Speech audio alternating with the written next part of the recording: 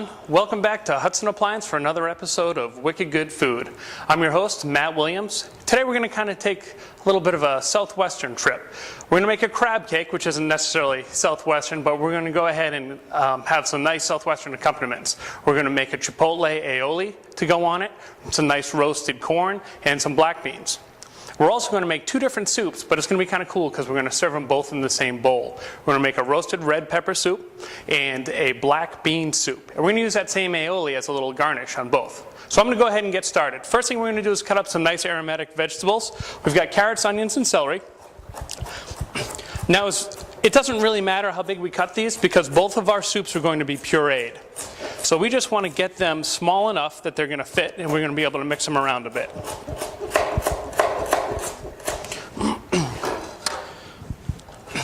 Now, since we're doing two different soups, we're going to use two different fats. We need a little bit of fat as we sweat our vegetables.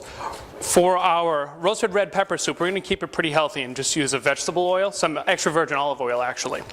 But for our other soup, for our black bean soup, we're going to use some bacon fat, which is going to give an outstanding bit of smokiness to our finished soup. All right, so there's our carrots and celery. I'm going to take our bacon fat and put a little of this right into this pan here. I have these pots preheated a little bit. I'm using about a teaspoon of bacon fat. So you don't want it to be greasy, your finished soup, but you need some fat to help all your vegetables to cook. And just a little bit of plain, regular old vegetable oil. Just enough to coat the bottom of the pan. And we'll start with some of our vegetables right in there. And you'll see I'm not really super concerned that it's exactly the same amount of carrots and exactly the same amount of celery because we're just cooking. It's not that big of a deal. So I'm going to cut our onion. I'm going to cut both ends off the onion. Now it's not going to roll on me. I'm going to cut it in half. But you'll notice I didn't peel it yet. The reason I didn't peel it is because now the skin should come right off because I've made all those cuts in our skin. I said it should come right off, right? All right, we'll get the other half, peel that right off. Now these are going to get rough chopped as well. Just cutting it in half, making a couple cubes. Throw half of them in one pot, half in the other. Now these vegetables are going to really be the base of the flavor. This is going to be it's not going to be the first thing you taste when you taste your soup. We're going to taste our black beans and we're going to taste our roasted red peppers. But this is what's going to kind of fortify those flavors. Now speaking of our roasted red peppers, I have them roasting right here in the oven.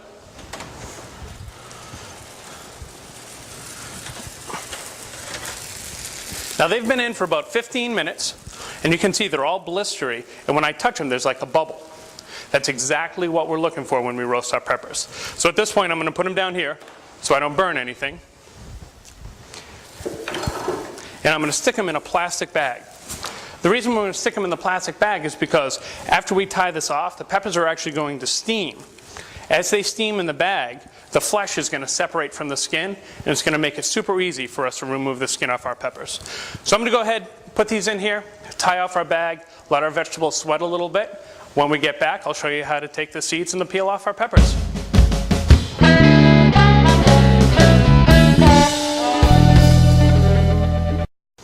Welcome back. All right, our peppers have had a chance to sit in the bag a little bit, and you can see how the bag is actually poofed up a little bit.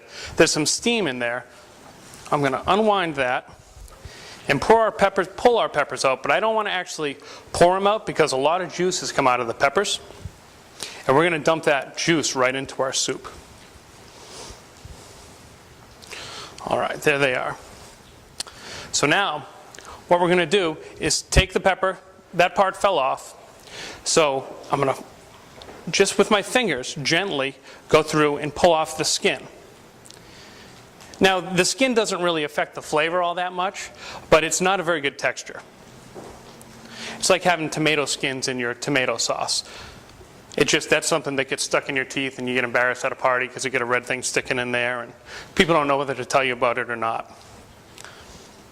All right, so we'll just pull that off. Now this soup is actually a soup that I learned when I was working at a restaurant in Dallas. It was actually right at DFW Airport, just outside of Dallas. And it was the most hours I've ever worked in my life. I worked about 70 hours a week, 6 days a week. But I tell you, I learned more at that restaurant, at that hotel, than any other place I ever worked. But it's almost this exact same soup with the roasted red pepper soup and the black bean soup. So now we've got our peel all off, or most of the peel off. I'm going to go ahead and pull out the end, open them up, and just using my knife, I'm going to scrape the seeds out.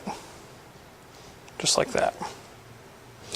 Now, it's not super important that you get all the seeds, but it's going to make for a nicer soup if you get all your seeds out. So same thing here.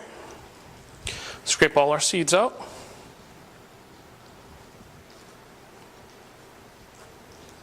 You can kind of shake them out.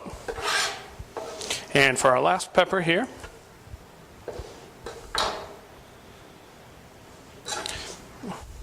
so now once we get our nice clean peppers,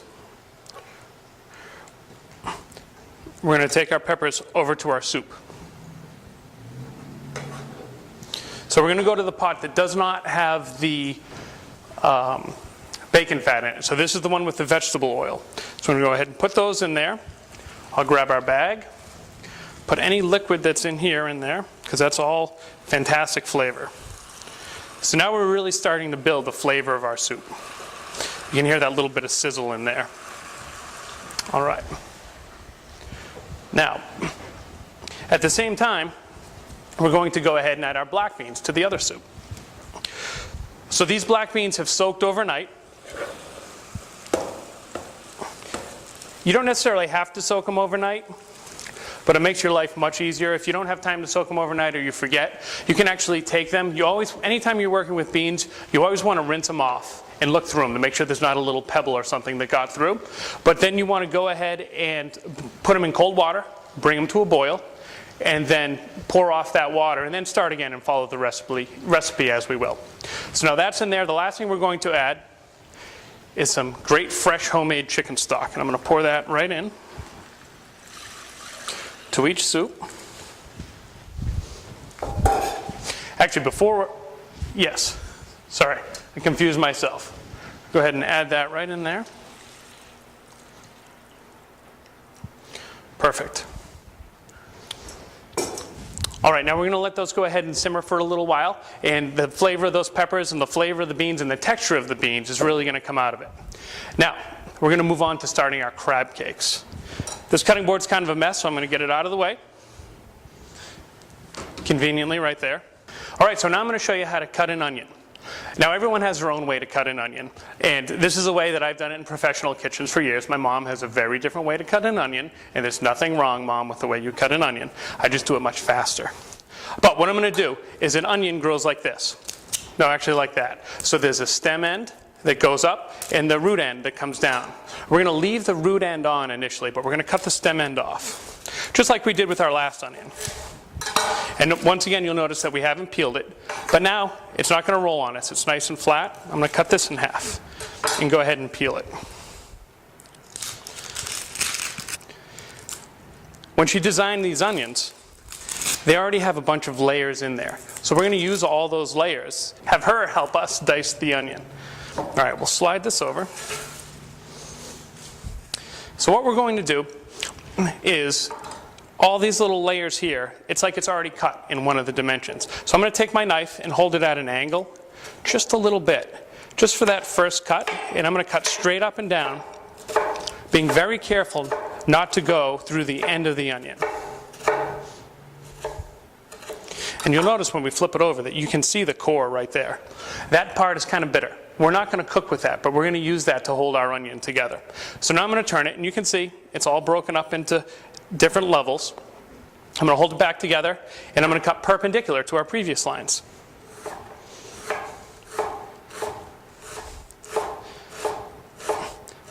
Now I know onions make people cry, and the easiest way to not cry when you're cutting onions is to have somebody else do it. That's what I do at school. But there's a couple things that actually work. There are a bunch of old wives' tales that may work for some people. But the two things that I found that really work are having an extremely sharp knife Because what happens is when you cut right through the cells of the onion. You don't smush them and explode them and release all those sulfuric compounds that actually react with your nasal passages. And the other thing I do is try to breathe through my mouth, and I find that helps a little bit too. Now granted, if you could work inside a freezer or you could cut your onions in the shower, those things would probably work too, but I don't think it's very practical. So I'm just going to cut up every little last bit of this onion. And our onion is going to go into our saute pan here. And we're going to, actually I'm not going to use that whole half of an onion. I'm going to save a little bit of this for later. I'm going to add just a little bit of vegetable oil. So now we're not sauteing. So it's not really important that I have my pan smoking hot and I have my oil in there first. So I'll pour that in there just a little bit. Because we really want the juices of our onion and the other vegetables we're about to put in there to come out of the onion as we cook it. All right, next thing we're going to cut is a pepper. So this is a regular old red bell pepper. First thing we're going to do is cut off the top, cut right through, and cut the bottom off. And now you can see, if you look at the pepper, that it's hollow. You can see right through the pepper. And we're going to use one of those hollow little cavities and take the tip of our knife and cut right through there like that. Now we'll lay the pepper down and stick our knife back in there, and we're going to cut right along the membrane. Just like so. Now, safety first, you never want to cut towards yourself. So now once I get to this point, I'm going to actually reach around, go like that, and there's all the seeds and all those membranes, and that's all trash. Now this part of our pepper is all totally usable as well. This part is trash. We'll get rid of that. We don't need all that much pepper in our crab cake. But like I've said before, if you like a lot of red pepper, add a lot of red pepper. But I'm going to go ahead and try to cut these really fine. So this cut here that I'm doing now is basically a julienne. A julienne, classically, is 1/8 of an inch by 1/8 of an inch by 1.5 to 2 inches. I'm going to call these a julienne. They're not 1.5 by 2 inches, but now that I get them like that, I'm going to cut perpendicular to those cuts and make another cut they call a brunoise, which is just a very fine dice. It's 1/8 of an inch square.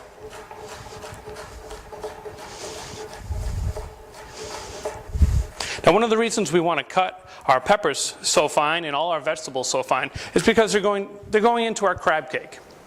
The bigger a piece of pepper is, the bigger a piece of onion is, the less there is for something to stick to. Whether it's a piece of crab or whether it's some of your breadcrumbs or whatever, and your crab cake's going to be more likely to fall apart. All right, the last thing we're going to cut is some celery, and we're going to dice that real fine. And so what you want to do for this, and if you're more comfortable, cut it in half. If it's easier for you to do a little bit at a time, but we're going to cut this into fine strips. And do the exact same process again.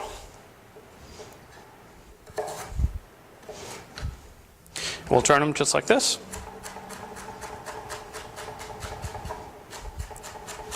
Now these knife cuts we're going to be able to see in our finished product.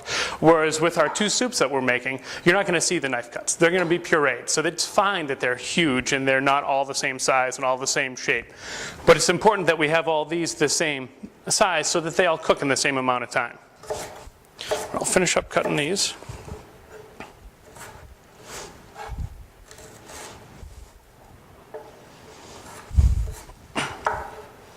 All right.